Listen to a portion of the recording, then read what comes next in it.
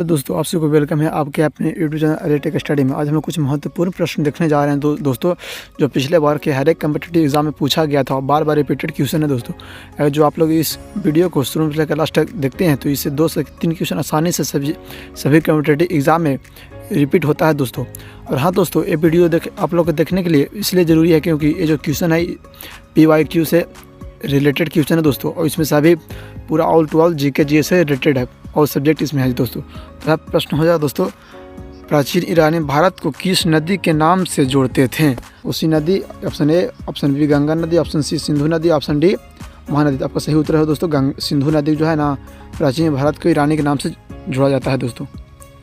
आपका दूसरा प्रश्न हो जाएगा दोस्तों, भारत का सर्वप्राचीन धर्म ग्रंथ वेद के संकलनकर्ता कौन है? भारत का सर्वप्राचीन धर्म ग्रंथ वेद के संकलनकर्ता कौन है?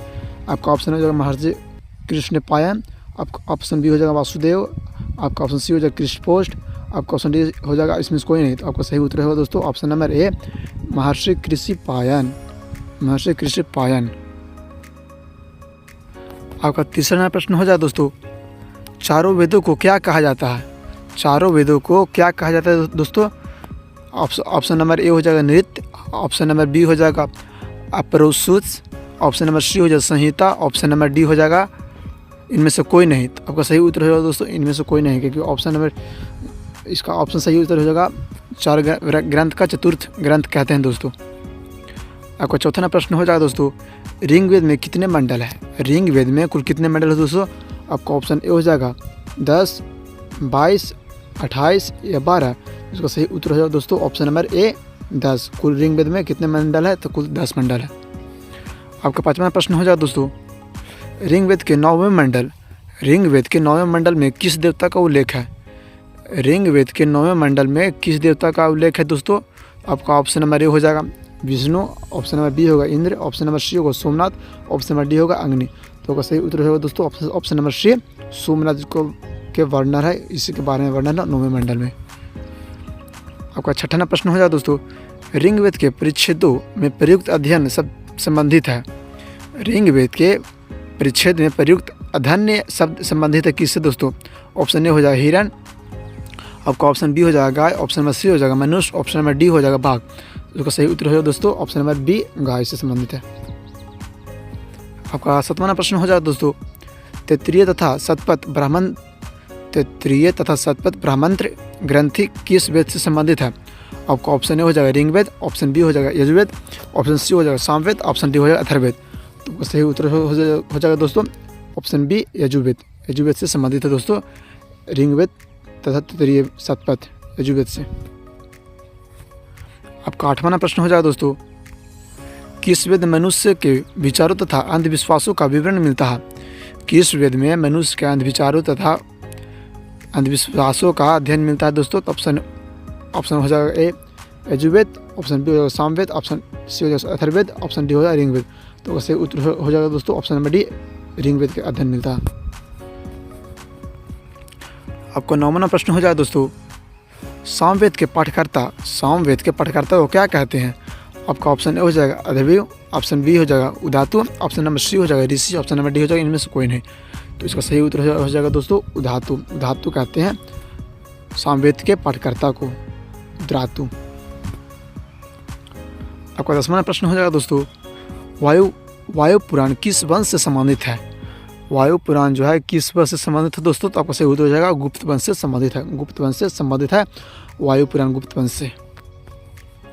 आपका 11वां प्रश्न हो जाएगा दोस्तों, सबसे प्राचीन वेद कौन सा है? दोस्तों? तो आपका सही उत्तर होगा ऑप्शन नंबर ए ऋग्वेद, सबसे प्राचीन वेद है ऋग्वेद।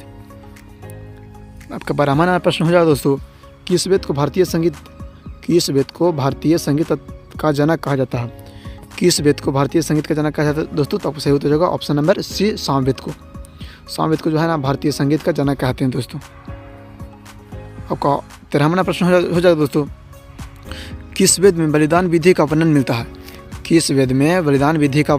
दोस्तों? तो आपको सही उत्तर हो जाएगा यजुर्वेद में जो है ना बलिदान विधि का अध्ययन मिलता है इसमें। आपका 14वां प्रश्न हो जाएगा दोस्तों, इतिहास के पिता किसे कहा जाता है? दोस्तों? तो आपका सही उत्तर हो जाएगा हेरोडोटस को जो है ना इतिहास का पिता कहते हैं दोस्तों। आपका 15वां प्रश्न हो जाएगा दोस्तों, मेगास्थनीज किसके राज दरबार में आया था? मेगास्थनीज जो है ना किसके दरबार में आया था दोस्तों? तो सही उत्तर हो जाएगा ऑप्शन ए चंद्रगुप्त मौर्य के दरबार में आया था मेगास्थनीज। आपका 16वां प्रश्न हो जाएगा दोस्तों, संयुगन कौन ईस्वी में भारत आया था? संयुगन जो है कौन सा ईस्वी में भारत आया था दोस्तों? तो सही उत्तर हो जाएगा 518 ईसा पूर्व में भारत आया था संयुगन। आपका 17वां प्रश्न हो जाएगा दोस्तों, ह्वेनसांग के अध्ययन के समय नालंदा विश्वविद्यालय के कुलपति कौन था? ह्वेनसांग के अध्ययन के समय नालंदा विश्वविद्यालय के कुलपति कौन था दोस्तों? तो आपको सही उत्तर होगा ऑप्शन नंबर बी आचार्य शिलभद्र था जो था ने ह्वेनसांग के अध्ययन के नालंदा विश्वविद्यालय के कुलपति था दोस्तों। आपका 18वां प्रश्न हो जाएगा दोस्तों, कयंगुर तथा तंगीर नामक ग्रंथि की रचना किसने की थी? कयंगुर तथा तंगीर नामक ग्रंथि का रचना किसने की थी दोस्तों? तो आपको सही उत्तर होगा ऑप्शन नंबर सी तारानाथ इसी ने किया था इनका रचना। आपका 19वां प्रश्न हो जाएगा दोस्तों, सर्वप्रथम भारतवर्ष का जिक्र किस अभिलेख में मिलता है? सर्वप्रथम भारतवर्ष का जिक्र किस अभिलेख में मिलता है दोस्तों? तो आपका सही हो जाएगा हाथी गुफा में ही सर्वप्रथम भारतवर्ष का जिक्र मिलता है दोस्तों। आपका 20वां प्रश्न हो जाएगा दोस्तों, पर्याग स्तंभ लेख किस शासक से संबंधित है? पर्याग स्तंभ लेख किस शासक से संबंधित है दोस्तों? तो आपका सही उत्तर हो जाएगा समुद्रगुप्त शासक से जो है ना पर्याग स्तंभ संबंधित है दोस्तों। आपका 21वां प्रश्न हो जाएगा दोस्तों, दक्षिण भारत के मंदिरों की कला शैली कहलाती है? दक्षिण भारत के मंदिरों की कला शैली क्या कहलाती है? तो आपका सही उत्तर हो जाएगा दोस्तों ऑप्शन नंबर डी द्रविड़ शैली। ऑप्शन नंबर सी हो जाएगा द्रविड़ शैली कहलाती है। आपका 22वां प्रश्न हो जाएगा दोस्तों, निम्न में से कौन सा पंचायतन मंदिर का उदाहरण है? निम्न में से कौन सा पंचायतन मंदिर का उदाहरण है दोस्तों? तो आपका सही उत्तर हो जाएगा ऑप्शन नंबर डी जो है ना ऐसा भी इनमें से लिंगराज मंदिर, लक्ष्मण मंदिर और राम मंदिर तीनों इससे संबंधित है। आपका 23वां प्रश्न हो जाएगा दोस्तों, सबसे पहले इतिहास को 3 भागों में बांटने का श्रेय किस इतिहासकार को जाता है? सबसे पहले इतिहास को 3 भाग में बांटने का श्रेय किस इतिहासकार को जाता है दोस्तों? तो आपका सही उत्तर होगा ऑप्शन नंबर ए हेरोडोटस को जाता है। आपका 24वां प्रश्न हो जाएगा दोस्तों, ऋग्वेद को क्या कहते हैं? ऋग्वेद को क्या कहते हैं दोस्तों? तो आपका सही उत्तर हो जाएगा स्टैचू का वेद कहते हैं ऋग्वेद को। आपका 25वां प्रश्न हो जाएगा दोस्तों, ऋग्वेद के 9वें मंडल हस्तलिखित रचनाओं को क्या कहते हैं? आपका ऑप्शन नंबर ए हो जाएगा खील, ऑप्शन नंबर बी हो जाएगा धातु, ऑप्शन नंबर सी हो जाएगा होत्री, ऑप्शन नंबर डी हो जाएगा इनमें से कोई नहीं। तो इसका सही उत्तर हो जाएगा ऑप्शन नंबर डी इनमें से कोई नहीं। आपका 26वां प्रश्न हो जाएगा दोस्तों, महात्मा बुद्ध का जन्म कब हुआ था? महात्मा बुद्ध गौतम बुद्ध का जन्म कब हुआ था दोस्तों? तो आपको सही उत्तर होगा 540 ईसा पूर्व में महात्मा बुद्ध का जन्म हुआ था।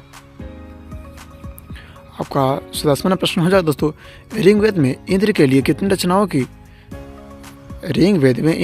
कितने ऋषियों की रचनाएं की गई है? आपका ऑप्शन नंबर ए हो जाएगा 250 रचनाओं की रचना की गई है दोस्तों। आपका 28वां प्रश्न हो जाएगा दोस्तों, सामवेद के कितने सूक्त हैं? सामवेद के कितने सूक्त हैं दोस्तों? तो कुल मिलाकर के 1549 सूक्त है, ऑप्शन नंबर बी। आपका 29वां प्रश्न हो जाएगा दोस्तों, ऐतरेय तथा कौशिकी ब्राह्मण ग्रंथ किस वेद से संबंधित है? तो आपका सही उत्तर होगा ऑप्शन नंबर ए ऋग्वेद से संबंधित है। आपका 30वां प्रश्न हो जाएगा दोस्तों, सामवेद से संबंधित ब्राह्मण ग्रंथ है? सामवेद से संबंधित ब्राह्मण ग्रंथ है कौन सा दोस्तों? आपका सही उत्तर रहेगा ऑप्शन नंबर सी पंचविश। आपका 21वां प्रश्न हो जाएगा दोस्तों, उपनिषदों की संख्या कितनी है? उपनिषद की कुल संख्या कितनी है दोस्तों? तो कुल मिलाकर 108। उपनिषद की संख्या कितनी है? 108 संख्या है उपनिषदों की। आपका 32वां प्रश्न हो जाएगा दोस्तों, वेदों को समझने के लिए कितने वेदांग की रचना हुई है? वेदों को समझने के लिए कुल मिलाकर कितने वेदांग की रचना हुई है दोस्तों? तो आपका सही उत्तर होगा ऑप्शन नंबर सी 6 कुल 6 रचनाओं की रचना की गई है वेदांग की। आपका 33वां प्रश्न हो जाएगा दोस्तों, पुराण के रचयिता किसे माना जाता है? पुराण के रचयिता किसे माना जाता है दोस्तों? तो आपका सही उत्तर होगा ऑप्शन नंबर डी इनमें से कोई नहीं, इसमें ऑप्शन कोई नहीं है पुराण के रचयिता के संबंधित। आपका 34वां प्रश्न हो जाएगा दोस्तों, अर्थशास्त्र के लेखक कौन है? अर्थशास्त्र के लेखक कौन है दोस्तों? तो आपको सही उत्तर हो जाएगा option number B, Kautilya. Kautilya जो है ना अर्थशास्त्र के लेखक है कौटिल्य।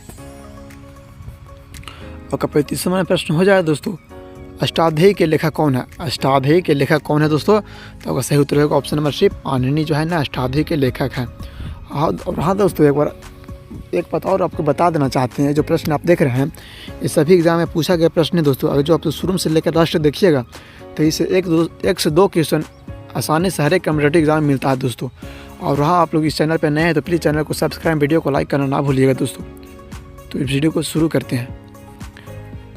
आपका 36वां प्रश्न हो जाएगा दोस्तों, निम्न में से कौन से दूसरी शताब्दी में भारत का भूगोल नामक पुस्तक लिखा था? दूसरी शताब्दी में भारत का भूगोल नामक पुस्तक किसने लिखा था दोस्तों? तो आपको सही उत्तर हो जाएगा option number B, Ptolemy. Ptolemy जो है ना भारत का भूगोल नामक पुस्तक लिखा था दूसरी शताब्दी में, टोलमी। आपका 37वां प्रश्न हो जाएगा दोस्तों, तहकीकी ए हिंद के लेखक कौन है? तहकीकी या हिंद के लेखक कौन है दोस्तों? तो आपको सही उत्तर हो जाएगा ऑप्शन नंबर सी, अलबेरूनी। अलबेरूनी जो है ना तहकीकी या हिंद के लेखक है। आपका 38वां प्रश्न हो जाएगा दोस्तों, भारतीय पुरातत्व शास्त्र का पितामह किसे कहा जाता है?